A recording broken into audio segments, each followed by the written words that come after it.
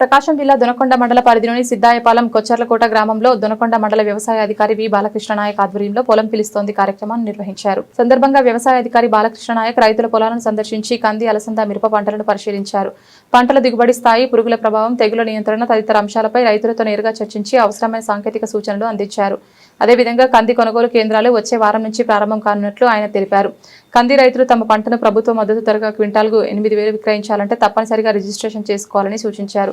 ఇందుకోసం రైతులు తమ సమీపంలోని రైతు సేవా కేంద్రాలను సంప్రదించి సీఎం యాప్లో నమోదు, పొలం ఫేస్బుక్ జిరాక్స్, ఆధార్ కార్డు వివరాలు ఆధారంగా కేవైసీ పూర్తి చేయాలని తెలిపారు. అనంతరం రైతులకు మట్టి పరీక్షల ప్రాముఖ్యతపై అవగాహన కల్పించారు. మట్టి నమూనాల సేకరణ విధానం, మట్టి పరీక్షల వల్ల కలిగే ప్రయోజనాలు, పంటలకు అవసరమైన పోషకాలు వంటి అంశాలను వివరించారు. మట్టి పరీక్ష ఆధారంగా సరైన ఎరువులు వినియోగిస్తే వ్యయభారం తగ్గి పంట దిగుబడి గణనీయంగా పెరుగుతుందని అధికారులు తెలిపారు. కార్యక్రమంలో వ్యవసాయ విస్తరణాధికారి ఎస్ వెంకట్రావు, గ్రామ వ్యవసాయ సహాయకులు మహమ్మద్ రఫీ, అలాగే ఆయా గ్రామాలకు చెందిన రైతులు పెద్ద సంఖ్యలో పాల్గొన్నారు.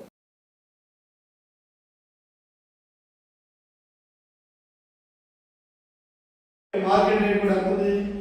దాదాపు 8,000 దాకా ఉంది మార్కెట్ రేట్. కందులు కింద 8,000 ఉంది, 8,500 మళ్ళీ పెరిగే అవకాశం ఉందనుకుంటున్నాను. 9,000 దాకా ఉంది. గవర్నమెంట్ మద్దతు ధర మాత్రం 8,000 ఉంది. కాబట్టి అంతకంటే తక్కువ ఉంటే మీకు ఎట్లా నష్టపోతారు. కాబట్టి గవర్నమెంట్ ఏర్పాటు చేస్తే అక్కడ మీరు అమ్ముకోవచ్చు. అదే విధంగా ఎక్కువ ఉంటే బయట అమ్ముకోవచ్చు. మీరు మద్దతు ధర కంటే ఎక్కువ ఉన్నాను బయట రేటు, బయట అమ్ముకోవచ్చు. అందుకని ఆ ఉద్దేశంతో మీరు రిజిస్ట్రేషన్ కనుక చేసుకున్నారనుకోండి, మీ ఇష్టం. గవర్నమెంట్ కన్నా అమ్ముకోవచ్చు, బయట కన్నా అమ్ముకోవచ్చు, మీ ఇష్టం. బయట రేట్ అనుకుంటే బాగా అమ్ముకోవచ్చు, లేదు బయట రేటు కూడా బయట అమ్ముకోవచ్చు. అట్లా ఆ ఉద్దేశంతో చెప్తున్నాం. అది చేయించుకోండి. ఇంకా ఇప్పుడు రబీ కాలం కాబట్టి ఇప్పుడు ఈ పంట అంటే ఈ క్రాప్ మొదలనే చేస్తారు. ఖరీఫ్, రబీ 2 సీజన్లు చేస్తారు. ఖరీఫ్ ఆల్రెడీ అయిపోయింది, ఇప్పుడు రబీ కూడా చేస్తున్నారు. కాబట్టి మీరు ఏదైనా పంట వేసినా, పంట వేయకపోయినా, ఖాళీ పంట అంటే భూమి ఖాళీగా ఉందన్నా కూడా మీరు ఈ పంటనే చేసుకోవచ్చు. ఏ పంట వేయలేదని చెప్పేసి కూడా అది కూడా చేస్తారు. అది చేయించుకోండి, సరేనా? అలాగే రైతు గుర్తింపు సంఖ్య అని చెప్పేసి ఉంది.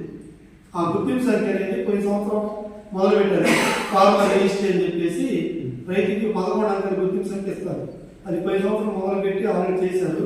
ఇప్పుడు ఏంటంటే, ఇప్పుడు ఎందుకు చెప్తున్నామంటే, ఆ పోయిన సంవత్సరం చేయగా ఇప్పుడు మిగిలిపోయిన వాడు ఉంటే, మిగిలిన వాడు అనుకుంటే వాళ్ళకి సంబంధించిన పేర్లు మనం ఇయ్యాలనుకోండి, అతను చెప్తాడు.